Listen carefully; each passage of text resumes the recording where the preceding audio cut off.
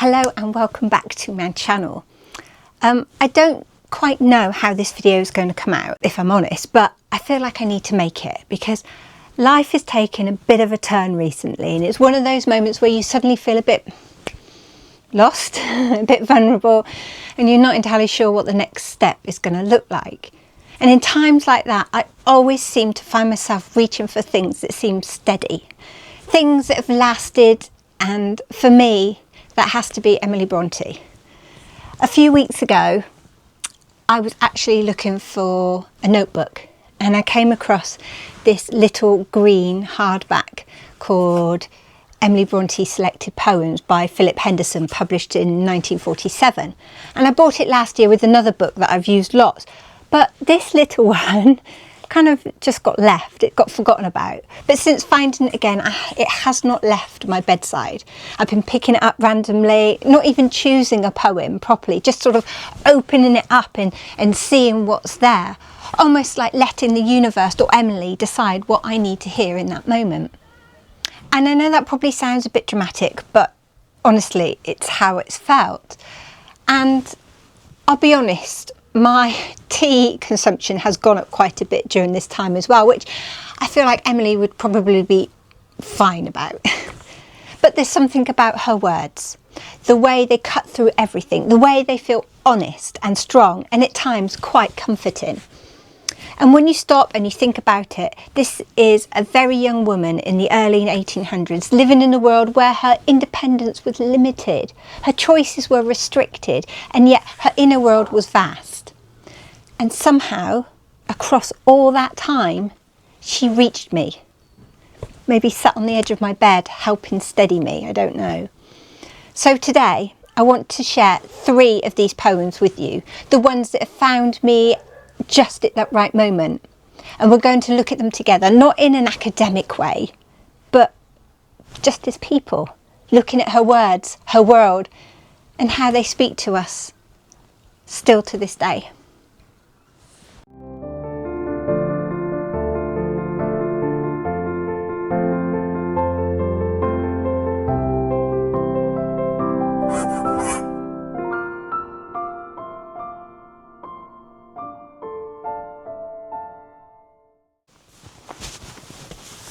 So you might be wondering, what's this? This is the cat's tail.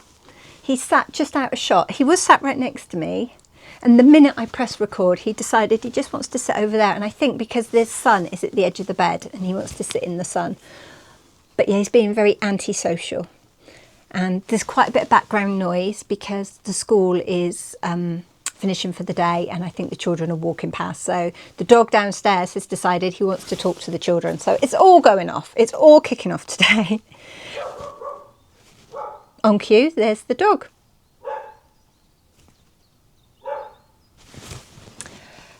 These peaceful spring days, eh? And you might be asking, Kate, why you sat upstairs in your bedroom? Well, I'm spending a lot of time up here at the moment.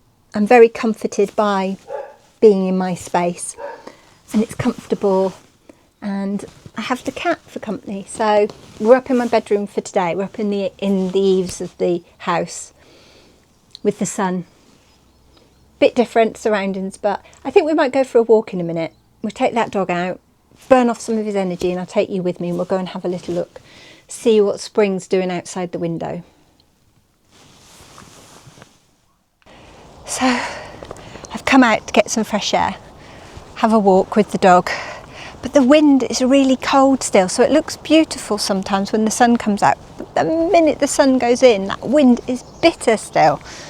So we're going to go off across the fields, get some fresh air, because I think that makes you feel great, doesn't it? You know, seeing nature, seeing the lambs, seeing the animals, it makes you feel alive. So let's go.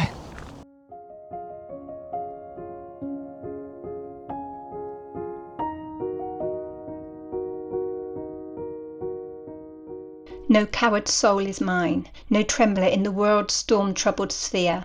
I see heaven's glory shine, and faith shines equal, arming me from fear. O God within my breast, almighty ever-present deity, life that in my haste rest, as I, undying life, have power in thee. Vain are the thousand creeds that move men's hearts, unutterably vain, worthless as withered weeds, or idlest froth amid the boundless main.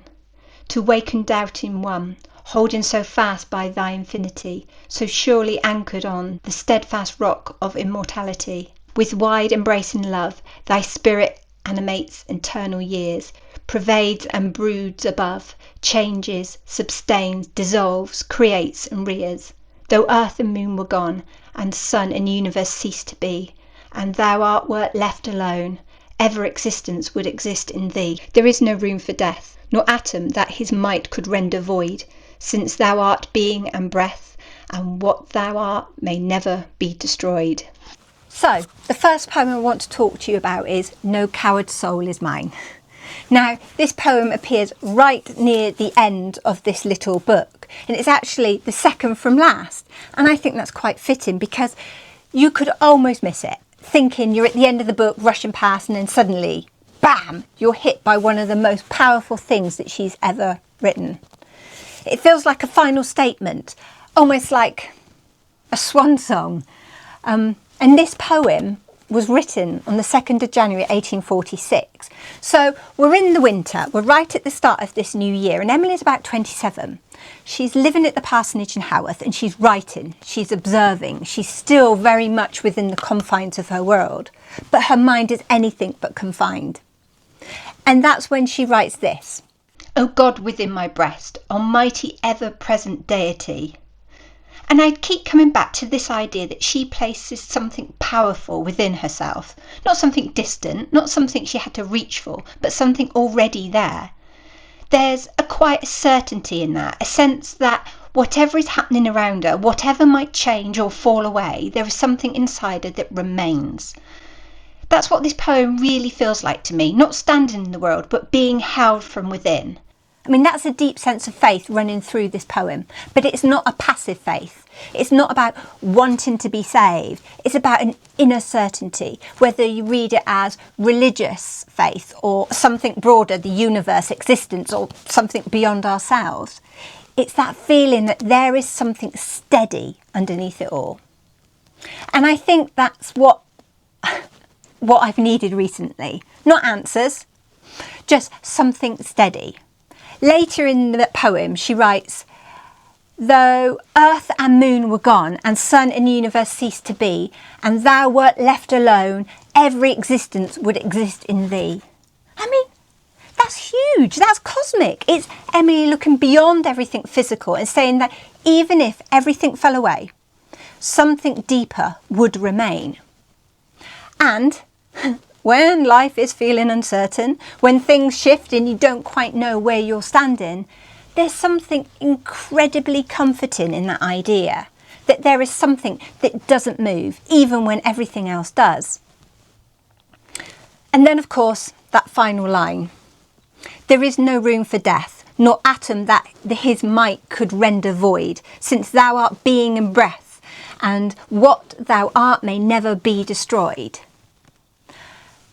It's fearless. It's completely fearless. And when I read this now, in my own life, in my own moment of uncertainty, it doesn't make everything better.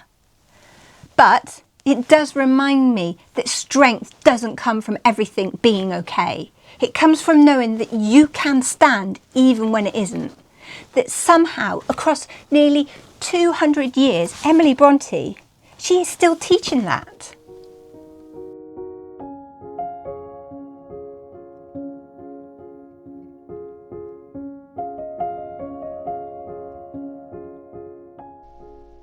In summer's mellow midnight, a cloudless moon shone through our open parlour window and rose tree wet with dew.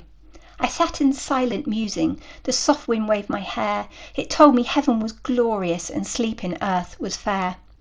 I need not its breathing to bring such thoughts to me, but still it whispered lowly how dark the woods will be.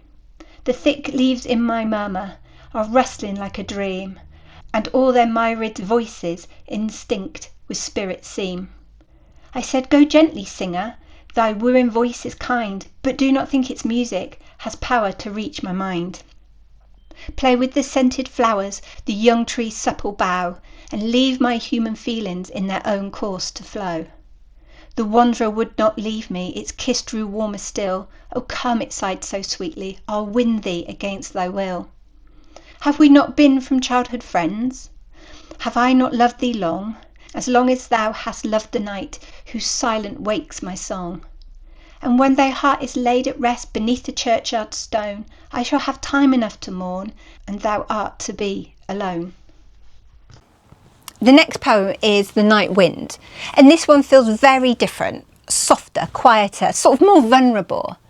I mean, it was written on the 11th of September 1840, so Emily's about 22. She's still very young, she's deeply immersed in her inner world, still writing constantly. Poetry was such a natural part of her life at this point, and this poem feels like a moment, a very specific moment. And she begins the poem with, "In summer's mellow midnight, a cloudless moon shone through our open parlour window and rose tree wet with dew. I sat in silence musing, the soft wind waved my hair. It told me heaven was glorious and sleeping earth was fair." I mean, it's night, it's quiet, and there's a sense of isolation, but also presence. And as the poem goes on, there's this feeling of something being unsettled, almost disturbed by the wind at first, and then gradually soothed by it. And I think that's what really struck me, because I've had these moments recently where everything feels a bit overwhelming, where your thoughts are louder than you'd like them to be, and then something small, something outside of you, it just steadies you. And for Emily, that was often nature, the moors, the wind, the sky. And you can almost imagine her at the parsonage, hearing the wind coming across the moors, through the trees, against the windows. And instead of shutting it out, she listened to it. She let it in. And then towards the end of the poem, there's this shift. The wind is no longer something unsettling. It becomes something comforting, almost like a voice. And then there's this hint of something beyond life, something spiritual, something connected to death, but not in a frightening way, more in a sense of presence. And that is where this poem really connected with me, because it feels like you're not alone. Even when you are physically alone, it feels like someone is sitting beside you, not speaking loudly, not fixing anything, just there, listening. And I think that's what Emily does in this poem. She becomes that presence for us.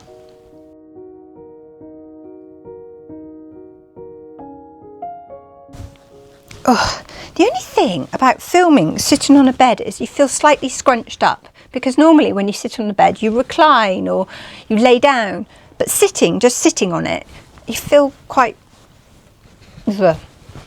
But it's a beautiful spring day. I'm going to take the dog out in a minute and let's go and have a look and see what signs of spring we can see. The cat has completely disowned me. I do have some snacks here that might encourage him to come and say hello, so we can have a go at that.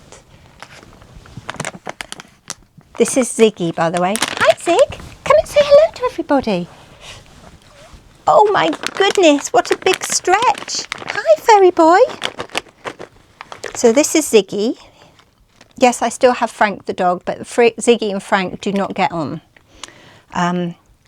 Ziggy runs away from Frank and Frank then chases him, and it's just, yeah. But this is Ziggy.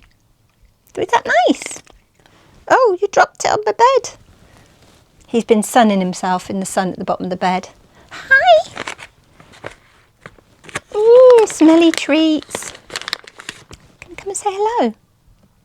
He's like, I'm not playing your game. I know what you're trying to do. Oh. Nom nom. Nom nom nom nom nom. Partial to a little bit of a snackage. And that's it. He says, right, you've given me what I want. You're not going to give me any more. Going back to my sunny spot.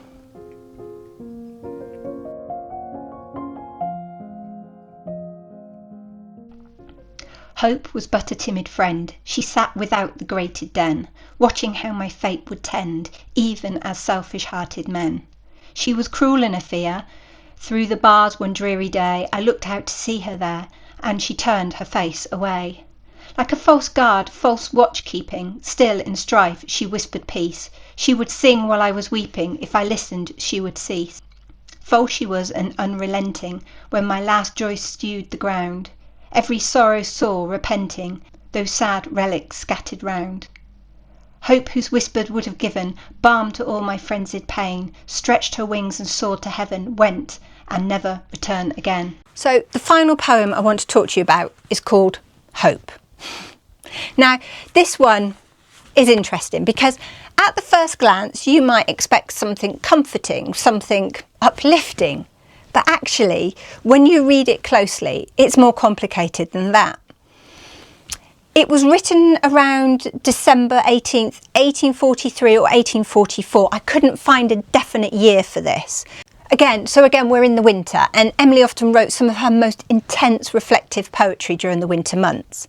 And when you read Hope, it doesn't feel like simple hope. It feels like something more fragile, something questioning, something that doesn't always arrive when you want it to. And I think that's important because sometimes hope isn't this strong, shining thing. Sometimes it's distant. Sometimes it feels like it's not there at all. And Emily doesn't shy away from that.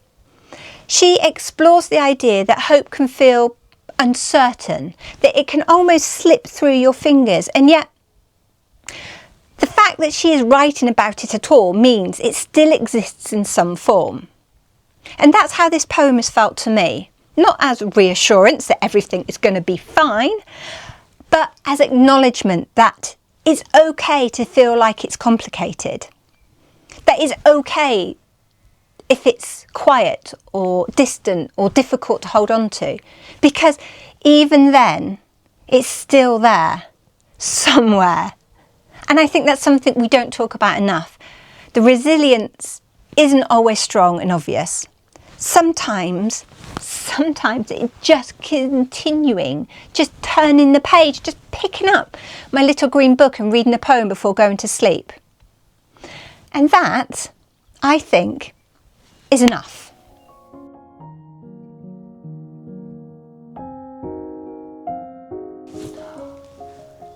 It's all the children. The children are walking back from school at the back, and the dog wants to go and play, I don't know, so he's barking. I know they'll all be gone soon, but it's that, do you go out there and tell him to stop barking? Just let him get it over and done with? Are you going to come and sit with me, Zig?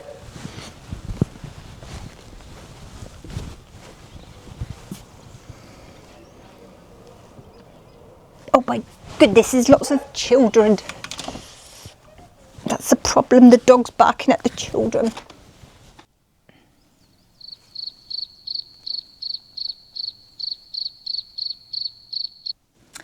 I have lost my place.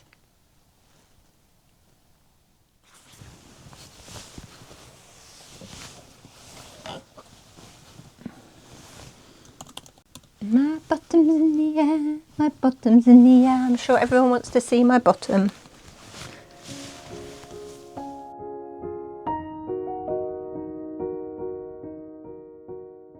I think one of the things this experience has reminded me is just how important poetry has always been. People have always turned to it in all sorts of circumstances.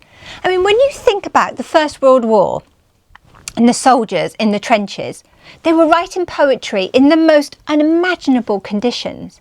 And yet, even there, they were still reaching for words, still trying to make sense of what they were feeling, still creating something. And it makes you realise that this isn't new. Emily, Charlotte, Anne and Bramwell were doing the same. They were writing through restrictions, through expectations, through their own challenges. They were processing emotions, they were exploring ideas, escaping, questioning, creating. Emily especially, I mean, she wrote constantly from such a young age too, and it was part of who she was. And now, all this time later, those words are still doing that, what they were meant to do. They're reaching people, they're giving me comfort, they're helping me and other people feel a little less alone. And I think that is something really, really powerful. So I would love to hear from you and your thoughts on everything, but I've got some questions if this helps. So number one, have you ever found comfort in a poem or books across time like Emily has been for me? Number two, which lines or writers have helped you feel stronger when life has felt uncertain?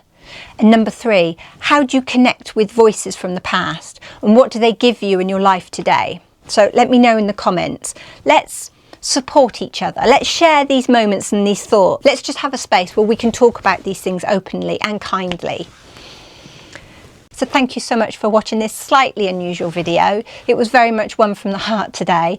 I hope you didn't mind that, but I want to be honest with you guys. Sometimes we all struggle. So thank you for watching. If you like this video, please do that whole likey, subscribey thing because it really does help me out and it lets YouTube know that we want to watch more Brontë videos. Take care of yourself, be kind to one another, and I will see you the Friday after next for more Brontë adventures. Alrighty, I'll see you soon. Bye.